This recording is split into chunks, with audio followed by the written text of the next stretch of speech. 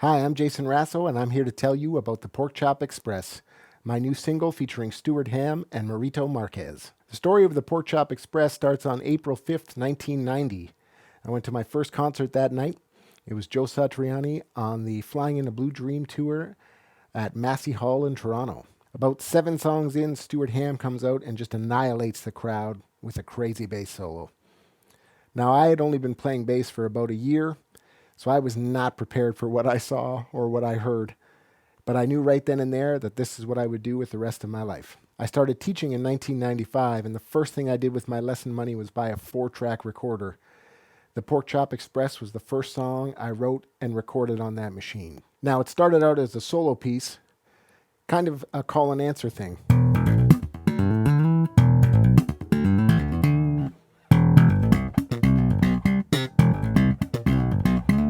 The very first demo was just bass and a drum machine.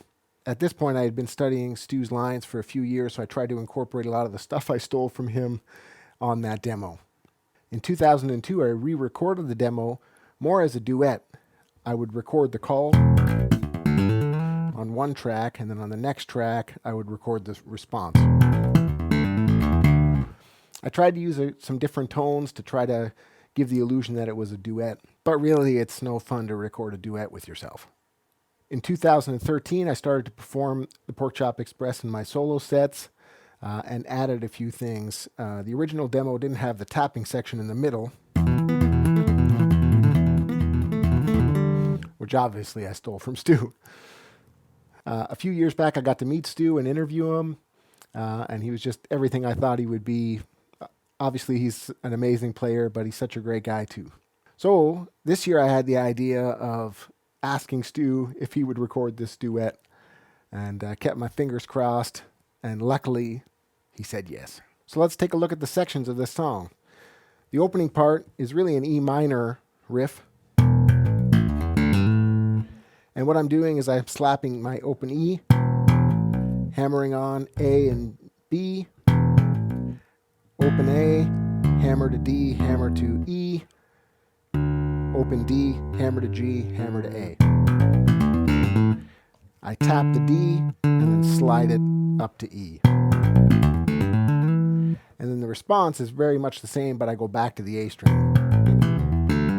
And I slap the open A, D, E, back to D.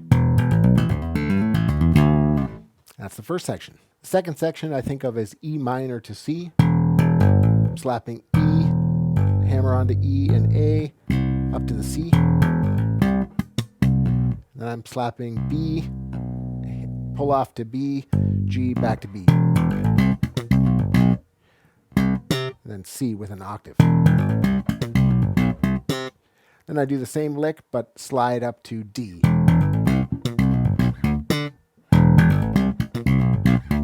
The next section I think of as A7. And it's really the same technique as the first part. I'm really just hanging out on the open A, D, and E, then open D, G, and A. Now this is where Stu's influence really shows up. What I do is I tap a D and the 5th, an octave higher D, and then the 5th. And then I end by tapping D, the 5th, D, and then up a 4th, which is G. So I'm really thinking of this section as A7 to D.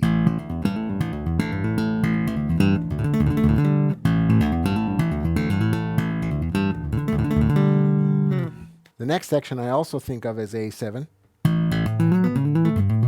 What I'm doing is I slap the open A, octave, up a 5th, then the 6th, then the 9th.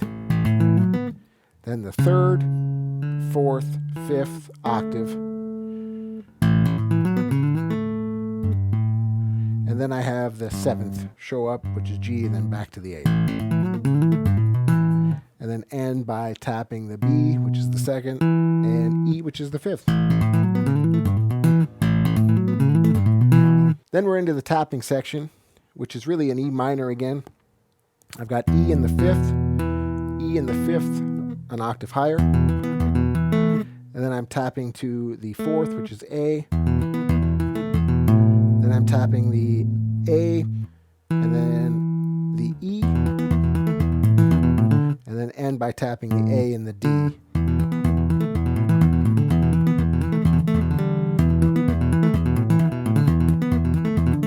And that last lick is D, A, D, G.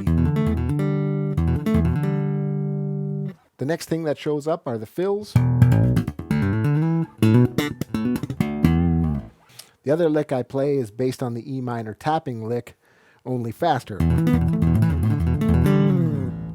next thing you hear is the crazy drum break by Marito. Love it. Marito Marques is a monster.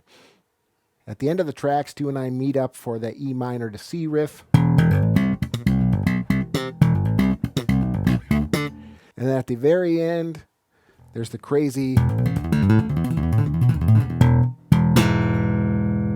Now what's happening there is a combination of a bunch of things we've done already.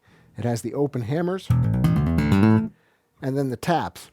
Now what I'm doing on the taps is I'm tapping D and E with my left hand, and then D and G with my right, back to the D, E, then B, E with my right, back to the D, E, A, D with my right, back to the D, E, back to the B, E.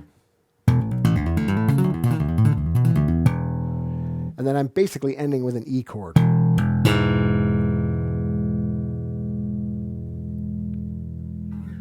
And that's the Pork Chop Express. As you can imagine, this project was a lot of work.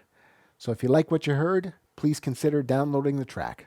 Or even better, if you'd like to see more collaborations like this in the future, please consider downloading the Pork Chop Platter. The Pork Chop Platter features a WAV file and an MP3 file of the new recording. You also get the original demos from '95 and 2002. You get the new video and a tab of the Pork Chop Express. Thank you so much for watching. We'll see you soon.